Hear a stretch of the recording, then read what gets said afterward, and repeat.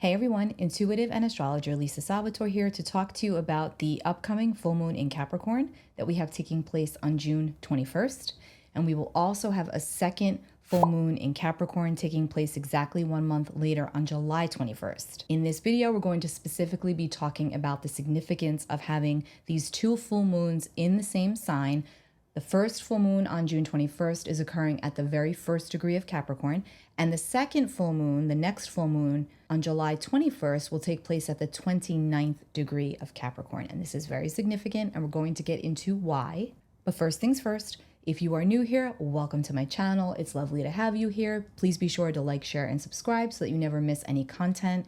Also subscribe to my newsletter linked below in the description box. And for those that have been with me for a while, welcome back. I hope you're all doing really well and taking good care of yourselves. Before we get into it, June 20th, the sun moves into the sign of Cancer, and we have the summer solstice here in the northern hemisphere, the winter solstice in the southern hemisphere. The sun enters Cancer June 20th, 4:51 p.m. Eastern time. That is when the sun officially enters the sign of Cancer. So, because this question gets asked all the time, and I have many people that say, I'm born on the cusp. You are not born on the cusp. You might be born on the cusp of, Cancer and Gemini, but you are either a Cancer or a Gemini sun. So if you have a baby born at 4:46 p.m. Eastern time, that baby will be a 29-degree Gemini sun. The sun does not officially shift into the sign of Cancer until 4:51 p.m. Eastern time on June 20th. Which means if your baby is born at 4:52 p.m. Eastern time, they will be a Cancer. Again, it's summer here in the northern hemisphere, it's winter in the southern hemisphere. Either way, no matter what part of the world you are in, the solstice points are always a very strong point of a check-in, okay? It's about taking spiritual inventory about where we are, where we'd like to go, where we've been, how much progress we have made, setting intentions.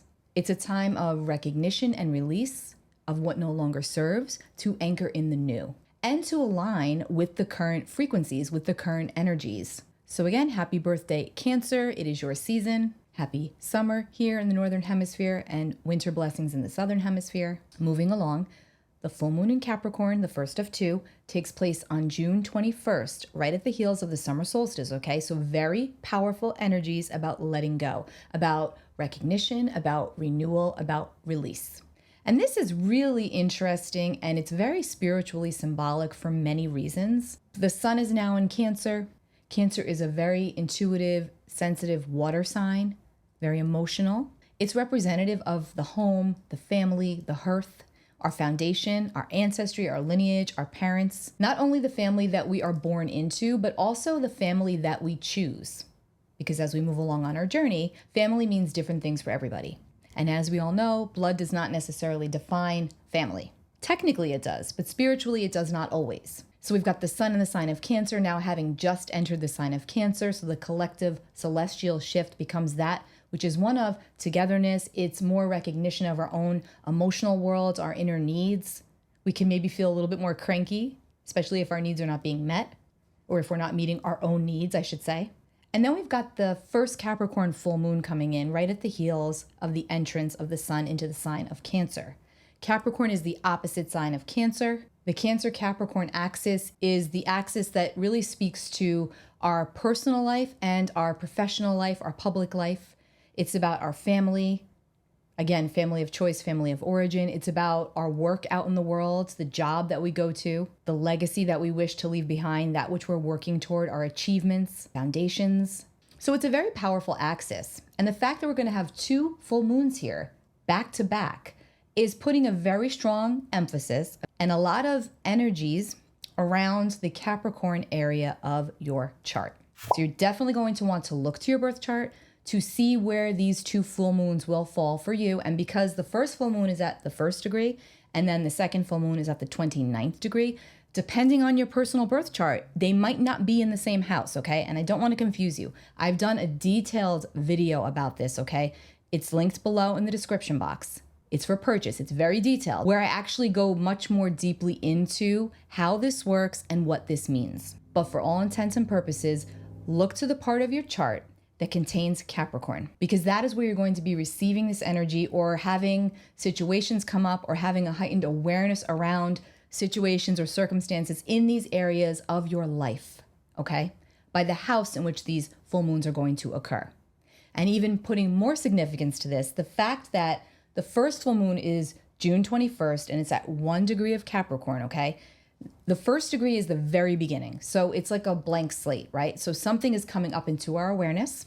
We're feeling a lot. There's a tug of war between head and heart, ego and soul, intuition and logic. This is a full moon. It's opposites, right? Everything comes to a boil. Some full moons will affect you much more strongly than others. That is just the way it goes. But I find that when we're dealing with the Cancer-Capricorn axis, we all tend to be a little more emo. And it does tend to pull in family dynamics, situations around relationships, for better or for worse, things that need to be dealt with that we might have been sweeping under the rug for some time. And again, because that next full moon in Capricorn, which I will come back and do a total separate reading on, but I do want to pull this in because it's important. The next full moon in Capricorn is at the 29th degree, which is the very last degree of Capricorn, known as the anoretic degree, otherwise known as a more critical degree. And because it's a full moon and full moons are all about endings and then getting us ready for new beginnings, a full moon at the 29th degree is even that much more indicative of an ending. And then the second full moon in the same sign is even that much more indicative of a wrap up of a cycle. So all of that to say, pay very close attention to everything and anything that is going on in your life, especially surrounding how that relates to the Capricorn area of your own birth chart, which again, for everybody is different. But that will help to illuminate and to put more context to what you might be experiencing or what you might be able to expect, or if you would like just a little bit more insight and what to reflect upon and what to think about, where you can release certain aspects of behaviors, patterns, conditioning. Again, overall, regarding the Capricorn area of your life, this is going to help you that much more by looking to your birth chart. So the tarot card that Capricorn rules over is the Devil. And the Devil speaks to a lot of things, but the Devil speaks very strongly to the ties that bind, what we are or what we feel like we're chained to. It's very karmic, okay? All the tarot cards are very karmic, but the Devil more so because it really does speak to addictions, and that's addictions of all kinds. That which we feel chained to or entrapped by. Entrapment is the key word with the Devil. Capricorn is ruled by the planet Saturn, okay? And Saturn is the planet of karma. It's one of the planets that speaks very strongly to our karma. Saturn is about duty. Saturn is about responsibility. Saturn is about structure. Saturn is about hard work and not cutting corners. Saturn is gravity, okay? I always say that about Saturn. Wherever Saturn is involved in our lives, in our birth charts, he adds extra weight, okay? Extra karmic baggage on our back, okay? That we have to sift through in this lifetime. None of us can escape it. We all have it. We just all have it differently. But Saturn is a heavyweight in astrology, and I refer to Saturn as the misunderstood miser because I actually, dare I say, have a good relationship with Saturn because I've worked with him so much within my own life and within my own chart. So he's not bad. He's a necessary evil. We all have it.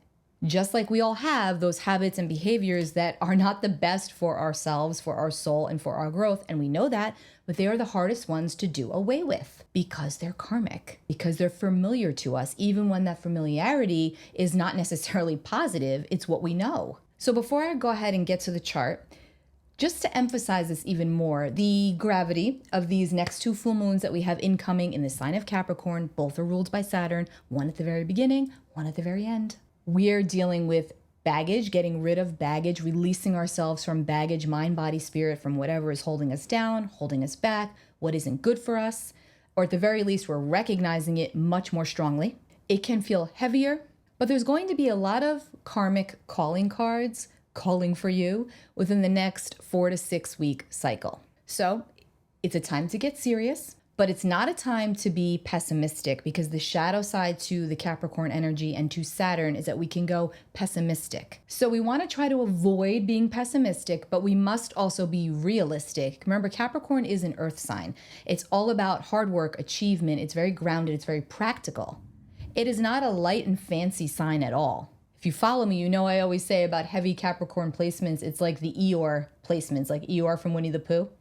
they're tending toward the negative or towards the pessimistic side. And not even that they're necessarily negative. It's just that they're always looking at what could go wrong or why that won't work. So this is more about acceptance of what really cannot work, and not in a way of it being like we just don't see how it can work, but it's more of an acceptance about what we can do to get something to work out, or at least to bring in or try to drive home toward us the desired outcome. Again, it's all about releasing the baggage where necessary, okay? That's what the devil speaks to. And the other tarot card that this Capricorn full moon taking place on June 21st, the other tarot card that's associated with this full moon is the Two of Pentacles. This Capricorn full moon, like I mentioned, takes place at 1 degree of Capricorn, which is the first decan of Capricorn. So it's very Saturnian, it's very Capricorn. And the Two of Pentacles is really all about juggling our duties, our responsibilities, financial, physical, and also emotional. But it's also about what really matters, what we truly value, and that the richness is that of the soul. So I say this often, it's about recognizing the spiritual over the material at this time, because we're going to be thinking about the material. We can't help it. We, of course, place value and emphasis on what we have, on what we acquire, and on what we achieve, especially when we're dealing with Capricorn energy. But during this time, there's also going to be a strong focus on our emotions, our emotional worlds. And again, the balance or the imbalance between the two. It's going to remind us of our responsibilities, especially our emotional responsibilities, the way we're tending or not tending to our emotional world and our physical world, our professional world. Something is not going to be in balance, and an imbalance will be revealed to you, or will come up from the soul, from the psyche, to help you to release what isn't working for you. Again, we have two opportunities here to release, right? We've got the two full moons in Capricorn. So if you don't get it right the first time, build up towards the second full moon, and hopefully something will be culminating and moving ahead full steam for you in your own life by the time we get to July 21st to the next full moon in Capricorn. Now let's go to the positives about this Capricorn full moon, because yes, there are some. I'm not going to be pessimistic. Here is a natural chart without anything going on in it. A natural birth chart that shows you Aries, because the chart always starts at 9 o'clock, and Aries is the first sign of the zodiac, no matter which system you are using. So we've got Aries here as the natural ruler of the first house. Then we've got Taurus, then we've got Gemini, Cancer, Leo, Virgo, Libra, Scorpio, Sagittarius, Capricorn right up here, Aquarius, and Pisces. And I'm showing you this because Capricorn is the natural ruler of the 10th house, okay? The 10th house is an angular house, okay? It's very active. It's also the highest point in the birth chart. So whatever's in that 10th house or whatever's going on in that area of life for you is going to either literally be elevated by the placement of your own birth chart, or it's going to feel that way, okay? So whatever's going on in the Capricorn area of your chart is going to feel very elevated, okay? At least internally. Now, being the highest point of the birth chart, the positive side to the Capricorn energy is that it's very grounded, like I mentioned. It's an earth sign. It's very ambitious, and it goes after what's built to last. Again, ruled by Saturn, Capricorn energy is all about hard work and structure. They often have to be reminded to let loose and have a little fun. So again, our responsibilities can feel really highlighted right now. They will feel really highlighted right now. But it's also about responsibility to self, because there is a strong emphasis on the balance between the personal life and the professional life, between work, between play. And it's really important to remember that we cannot avoid our feelings, because sometimes Capricorn wants to avoid the mushy gushy stuff that doesn't make us feel good. But again, remember, there's going to be two opportunities to feel all this. So avoiding our feelings around these times is just not going to be conducive. It's just not. It is all about emotional recognition and potentially the expression of the emotion. Okay, I will stop babbling and pull up the chart now. Here we have the Capricorn full moon that takes place June 21st, 9:08 p.m. Eastern time. I have this set for New York, but obviously if you're looking at this, you would just set it for wherever you are in the world. Here we have the sun at 1 degree and 7 minutes of Cancer, and then we see the moon directly opposite at 1 degree and 7 minutes of Capricorn, which is how we have our full moon when the sun and the moon are directly opposite one another in the sky. Positively speaking, we've got Venus here at 5 degrees of Cancer, pretty close to the sun. Sun conjunct Venus is always just very lovely, very sweet, very expressive. It can definitely have us all in our feels. Mercury is also over here at 9 degrees of Cancer, conjunct Venus. So again, expressing what's in our heart feels like the right thing to do at the moment, but it might be challenging to do so because again, there's this tug of war energy. Like, I don't know if I should say that. I don't want to feel this.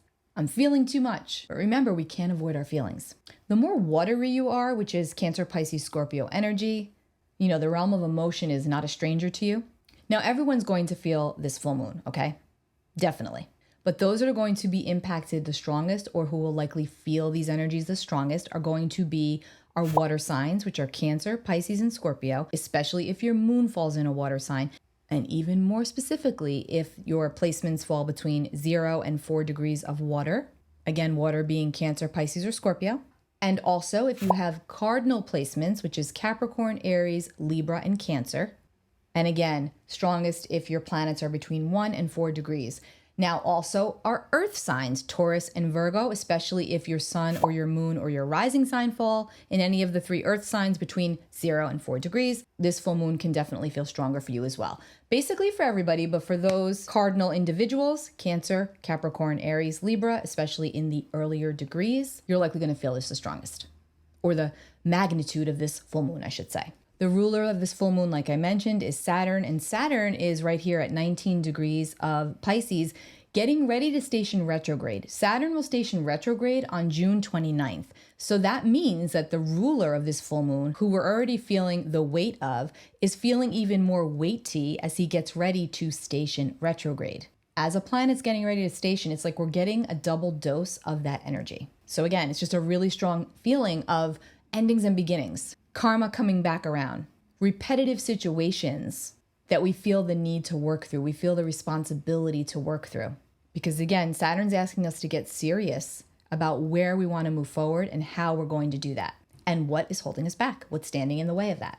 Another thing we have going on at this full moon, we've got Ceres, our dwarf planet, and she is all about nurturance, and she is also about, crops and grains and agriculture and food supply. But again, more importantly, I'm focusing on her because she is about the way we nourish and the way we nurture ourselves, both physically, because she does rule over food. So it's both physically, as in nutritionally, as in our physical nutrition, but even more importantly, it's about our spiritual nutrition. It's about how are we nourishing ourselves spiritually. So Ceres is retrograde in Capricorn. So it's just a reminder to really nurture and nourish yourself through these times. It's very important. And also check in with your finances, but don't obsess. Check in with your value. Check in with your resources, but don't obsess. We might be feeling a little slower and less confident around this time, especially because Saturn's getting ready to station retrograde. It's not about being pessimistic. It's about being realistic. Remember that. Keywords for this full moon. And then we've got Mercury here at 9 degrees of Cancer in an almost exact sextile to Mars here at 9 degrees of Taurus. This is helpful.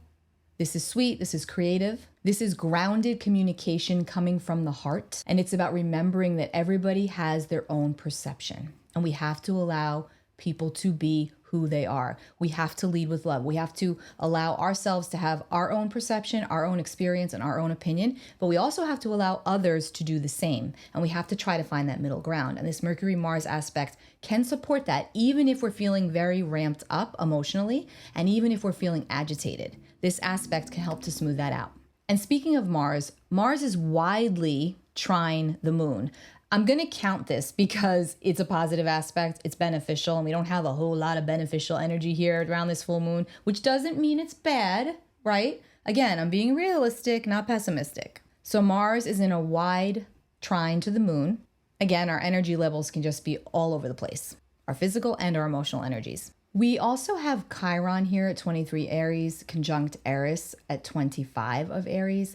And, Chiron will expose an emotional pain point, a fracture point. And Eris will instigate that, okay? And the thing is too, is that it's all about acknowledging our pain, acknowledging where we have felt, maybe where we have felt excluded and or left out or inadequate. And knowing that, again, we're allowed to have our own experience. But around this full moon, you might feel like an outside source is coming in and instigating you. Especially if you're cardinal, which is Cancer, Capricorn, Aries, Libra. You may really feel this energy. Now, because the nodes are in Aries and Libra, we've got the south node here at 12 degrees of Libra, and we've got the north node here at 12 degrees of Aries. The nodes are also widely squaring the full moon. And that's important to recognize because we're dealing with a lot of karma right now, especially with Saturn, the ruling planet of Capricorn, getting ready to station retrograde at the end of the month.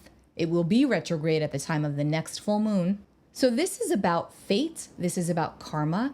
Everything's being called into question. Our actions of the past, our actions now, others' actions of the past, others' actions now. Again, the karmic calling cards. Oh, and while we're talking about the nodes, Ceres retrograde is also squaring the nodal axis, which is, again, a very strong reminder.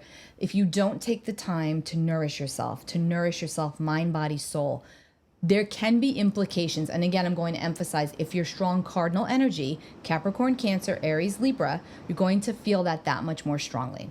Doesn't mean anything's going to happen. It's just a little reminder to take extra good care of the soul.